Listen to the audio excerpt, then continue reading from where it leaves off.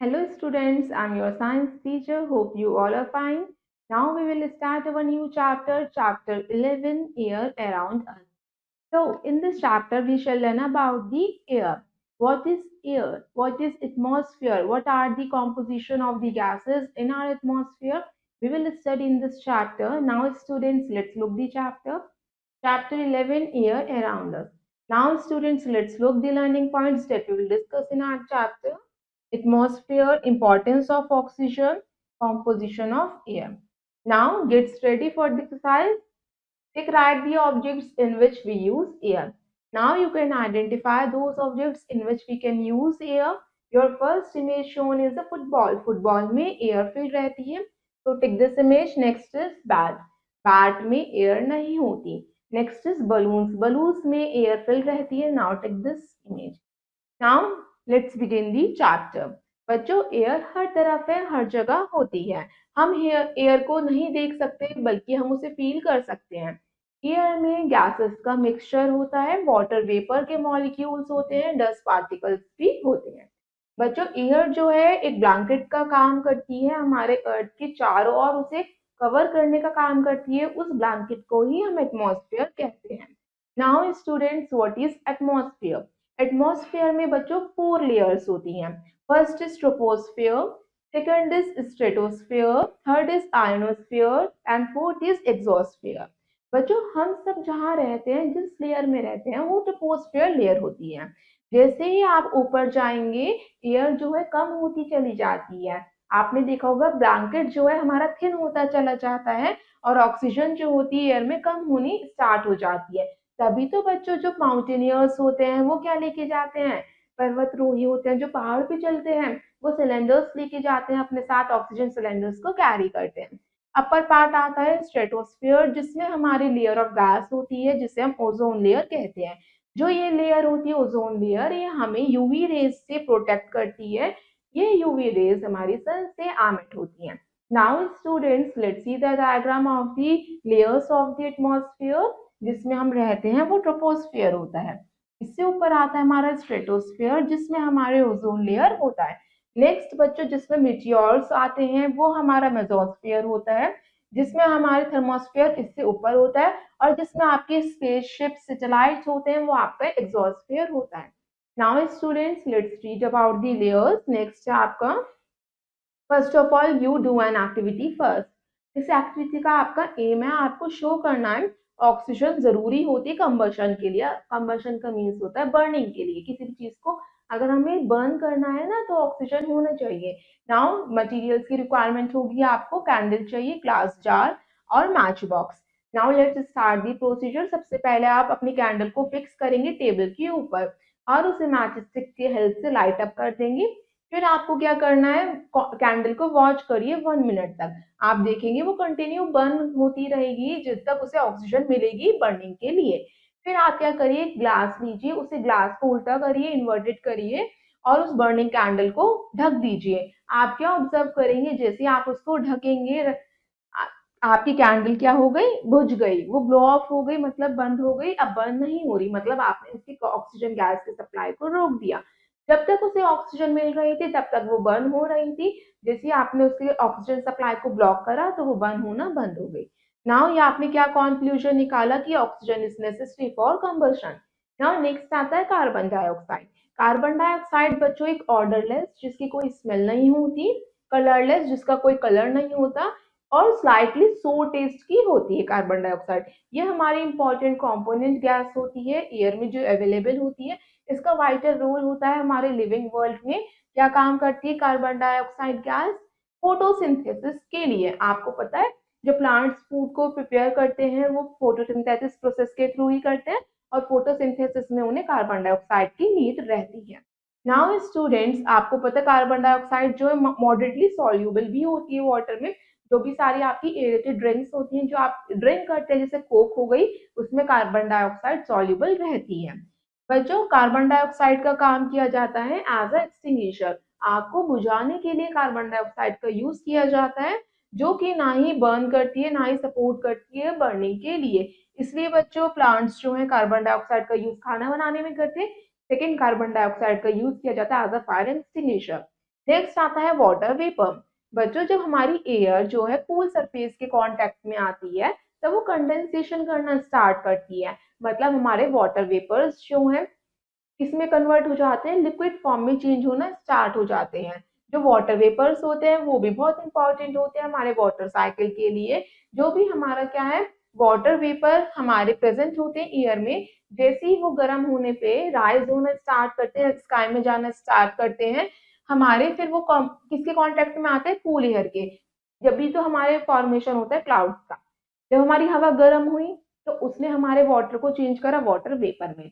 जब वो water vapour ऊपर कूल सरफेस में जाके कांटेक्ट में आए तो उन्होंने दोबारा से अपना लिक्विड फॉर्म लिया और फॉर्मेशन करा क्लाउड्स का। इस तरीके से आपकी वाटर साइकिल मेंटेन रहती है। तभी क्या होता है, क्लाउड से बारिश आती है और वाटर साइकिल मेंटेन रहती है।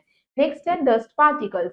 बच्चों डस्ट पार्टिकल्स जो है हर तरफ होते हैं, धूल मिट्टी हवा में होती है। हम कभी भी बच्चों हम मुंह से माउथ से सांस नहीं लेना चाहिए, क्योंकि हमारे डस्ट पार्टिकल माउथ से एंटर करते हैं। हमेशा नोज से ही ब्रीथ करना चाहिए, क्योंकि नोज में हेयर होते हैं जो डस्ट पार्टिकल्स को आपके लंग्स में एंटर करने से रोक देते हैं। नाउ स्टूडेंट्स, नेक्स्ट है आपका स्मोक। स्मोक भी हमारी एयर में कंसिस्ट रहती है, जिसमें कुछ हमारे कार्बन पार्टिकल्स होते हैं, कुछ गैसेस जो होती हैं जो हमारी फिलअप रहती हैं स्मोक में, यानी जिसे हम धुआं कहते हैं। आप कोई भी फ्यूल को बर्न करिए, जलाइए, जैसे वुड लकड़ी को जलाएंगे या कोल को जलाएंगे, कोयला, पेट्रोल, डीजल या केरोसिन, वो सब बर्न करने पे स्मोक रिलीज करते हैं। आपने देखा होगा व्हीकल्स में से स्मोक निकलता है, धुआं निकलता है। जो स्मोक है वो हमारे हेल्थ के लिए बहुत हार्मफुल होता है, क्योंकि स्मोक में हार्मफुल गैसेस होती हैं। नाउ जो फैक्ट्रीज में चिमनीज होती हैं वो भी स्मोक रिलीज करती हैं एयर में, जो हमारे एयर को पॉल्यूट करती हैं, हवा को गंदा करती हैं, हमारी एयर को हार्मफुल बनाती हैं। जो हमारी व्हीकल्स के इंजन्स होते हैं उसमें से भी हमें उठता है स्मोक। जो आपने देखा होगा ट्रैफिक पुलिसमैन है वो मास्क इसलिए ही तो वेयर करके रखते हैं, जिससे कि वो सारे जो व्हीकल्स में से स्मोक निकल रहा है उससे प्रोटेक्ट रहे, उससे वो उनका स्मोक जो है रेस्पिरेटरी ऑर्गन में एंटर ना करे। नाउ नेक्स्ट है ह्यूमिडिटी। बच्चों ह्यूमिडिटी का मतलब होता है कि कितना वाटर वेपर आपकी एयर में प्रेजेंट है, मतलब आपके मौसम में कितनी नमी है, हवा में कितनी नमी है। Denote the presence of water vapour in air और अदर गैसेस। बच्चों एयर में कुछ सर्टेन अमाउंट का वाटर वेपर होल्ड रहता है। हमारे एयर की कितनी कैपेसिटी है कि जो वेपर उससे एग्जीट ना करे और वो कंडेंस हो जाए वाटर ड्रॉपलेट्स में और वाटर क्लाउड्स में। बच्चों जब हमारा टेम्परेचर जो किसी भी एरिया का लो होता है, कम हुआ, वाटर ड्रॉपलेट्स फ्रीज होने स्टार्ट हुए और वो फॉल होते हैं एज अ मिस्ट फॉर्म में, हेल फॉर्म में या स्नो फॉर्म में। फिर क्या होता है, जब ये ह्यूमिडिटी इंक्रीज होती है लेटर पार्ट में, फिर हमारा समर सीजन आता है और पीपल की स्वेटिंग होती है, आपका पसीना आता है। फिर कब आता है पसीना, जब हमारे एटमॉस्फेयर में ह्यूमिडिटी ज्यादा होती है तब ज्यादा पसीना आता है, स्वेटिंग होती है। और बच्चों फिर स्वेटिंग जो होती है जो इवोपरेट नहीं होती, वो वेदर हमें क्या करता है, अनकंफर्टेबल लगता है। उस वेदर को क्या करते हैं हम कहाँ पे जाना पसंद करते हैं, समुद्र के पास जाना पसंद करते हैं ऐसे मौसम में, जब हमें अनकंफर्टेबल लगता है, ज्यादा स्वेटिंग होती है, हमें गर्मी लगने लगती है। नाउ जैसे ही हमारी ह्यूमिडिटी इंक्रीज होती है विंटर में, फिर क्या होता है, ह्यूमिडिटी बच्चों जरूरी नहीं है गर्मी में ही हो, ह्यूमिडिटी समर सीजन में भी होती है और विंटर सीजन में भी होती है। जब समर सीजन में होती है तो मतलब स्वेटिंग ज्यादा होगी, जब विंटर सीजन में होगी तो आपको सर्दी ज्यादा लगेगी। तो ठंडी हवाएं चलती हैं, चिली विंड्स चलती हैं। हाई ह्यूमिड डेज जो होते हैं वो उसमें आपके गीले कपड़े जल्दी नहीं सूखते, वाटर वेपर की वजह से हमारे जो कंडेंसेशन होता है आउटर सरफेस का, वो आपने देखा होगा टम्बलर के बाहर यानी किसी भी कंटेनर के बाहर वाटर के ड्रॉपलेट्स देखने को मिल जाते हैं। आपके जो विंडो के ग्लास पेन्स होते हैं उसके ऊपर ओस की बूंदे जिसे आप कहते हैं, वो आपकी ह्यूमिडिटी ही होती है जो आपको दिखाई देती है। वाटर वेपर जो है एज अ ड्यू फॉर्म में, रेन फॉर्म में, मिस्ट, हेल और स्नो के फॉर्म में आपको विंटर सीजन में दिखाई देती है। नाउ नेक्स्ट आता है इंपॉर्टेंस ऑफ ऑक्सीजन। ऑक्सीजन जरूरी क्यों है? ऑक्सीजन हमारे एयर में प्रेजेंट रहती है जो सारे लिविंग बींग्स के लिए बहुत जरूरी होती है। बच्चों वो लिविंग थिंग्स कोई भी हो सकते हैं, एनिमल्स, ह्यूमन बींग्स, प्लांट्स, सभी के लिए हमारी ऑक्सीजन बहुत जरूरी होती है। प्लांट्स और एनिमल्स जो होते हैं सॉइल में ही लिव करते हैं। एनिमल्स जो होते हैं जो सॉइल में लिव करते हैं वो ऑक्सीजन को ब्रीथ करते हैं एयर से, जो एयर उनके सॉइल के पार्टिकल्स के बीच में प्रेजेंट रहती है। बच्चों जब तेज बारिश आती है, जो एनिमल सॉइल के अंदर रहते हैं वो बाहर निकल आते हैं ब्रीथ करने के लिए। क्यों ऐसा क्यों होता है? क्योंकि ऑक्सीजन सारी उनकी यूज्ड अप हो जाती है सॉइल के अंदर की। अर्थ फॉर्म्स जो होते हैं आपने देखा होगा तेज बारिश के मौसम में आप कहते हैं कि अर्थवॉर्म्स बाहर निकलने लगे। इसी वजह से वो बाहर निकलते हैं क्योंकि वो ब्रीथ नहीं कर पाते। नाउ जो प्लांट्स की रूट्स होती हैं वो सॉइल के अंदर ही ग्रो करती हैं। सॉइल में क्या होता है, ऑक्सीजन कंटेन रहता है, ऑक्सीजन के थ्रू ही वो रेस्पिरेशन कर पाती हैं। प्लांट्स और एनिमल्स जो पानी में रहते हैं, जस्ट लाइक प्लांट्स कौन से ग्रो करते हैं, तालाब में, लेक्स में, रिवर्स, सीज में, उन्हें हम एक्वेटिक प्लांट्स कहते हैं जो सिर्फ पानी में ही ग्रो करते हैं। जो एनिमल्स पानी में ही रहते हैं या वाटर सोर्सेज में रहते हैं, जैसे कुछ एनिमल्स हमारे पॉन्ड्स में, तालाब में, नदियों में, समुद्र में रहते हैं, उन्हें हम एक्वेटिक एनिमल्स कहते हैं। जो पानी हमारा पॉन्ड्स में होता है, लेक्स और रिवर्स में होता है, उसमें क्या हो रहता है, एयर डिजोल्व रहती है। So these aquatic plants or animals get oxygen through the dissolved water. तो हमारे एक्वेटिक प्लांट्स और एनिमल्स जो हमारे पानी में ग्रो करते हैं, पानी में ही रहते हैं, वो इस डिसॉल्व्ड ऑक्सीजन के थ्रू ब्रीथ करते हैं। Now let's see the knowing fact. A scuba diver cannot breathe by using oxygen present in the water, so he carries the oxygen cylinder for breathing. आपको पता है जो स्क्यूबा डाइवर होता है, जो क्या करते हैं, तैराक होते हैं, जो पानी में तैराकी करते हैं, वो अपने साथ ऑक्सीजन सिलेंडर को कैरी करते हैं क्योंकि वो वाटर में डिजोल्व ऑक्सीजन को ब्रीथ नहीं कर पाते। क्योंकि बच्चों हम सब लंग्स के थ्रू ब्रीथ करते हैं, जो एनिमल्स वाटर डिजोल्व ऑक्सीजन के थ्रू ब्रीथ करते हैं वो गिल्स के थ्रू ब्रीथ करते हैं। Now next is effect of air. Air का इफेक्ट क्या है बच्चों, जो भी हमारी मूविंग एयर है उसे हम क्या कहेंगे, विंड कहेंगे। विंड के फॉलोइंग इफेक्ट्स होते हैं। Now look at the first point. आपने देखा होगा पत्तियां या ट्रीज की जो ब्रांचेस, शाखाएं होती हैं, जब तेज हवा चलती है वो शेक करने लगती हैं बच्चों, जिससे क्या होता है, हमारे जो हैंगिंग क्लोथ्स हैं या जो रस्सी पे आप कपड़े सुखाते हैं वो स्वे करने लगते हैं, लहराने लगते हैं जब हवा चलती है। थर्ड, आप आसानी से काइट फ्लाई कर पाते हैं जब हवा चलती है। नेक्स्ट, जो विनोइंग मैथड है ग्रेन्स को अलग करने का, वो भी किसके थ्रू होता है, मूविंग एयर के थ्रू ही होता है बच्चों। मगर जो तेज हवाएं चलती है, स्ट्रॉन्ग डिस्ट्रक्टिव एयर होती है, उसे हम क्या कहते हैं, storms.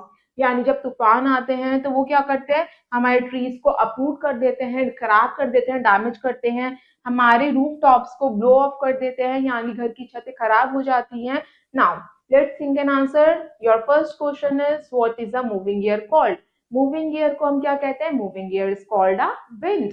Second, what is nitrogen. Nitrogen क्या होती है, नाइट्रोजन हमारा मेन कॉन्स्टिट्यूएंट होती है गैस की, जो क्या करती है, हमारे नाइट्रोजन किसमें हेल्प करती है, प्लांट्स के लिए भी हेल्पफुल होती है। प्लांट्स क्या करते हैं, नाइट्रोजन के थ्रू प्लांट्स अपने सब्स्टिट्यूट्स को, यानी डेड रिमेन्स प्लांट्स के और एनिमल्स के, उसे न्यूट्रिएंट्स लेने का काम करते हैं नाइट्रोजन के थ्रू।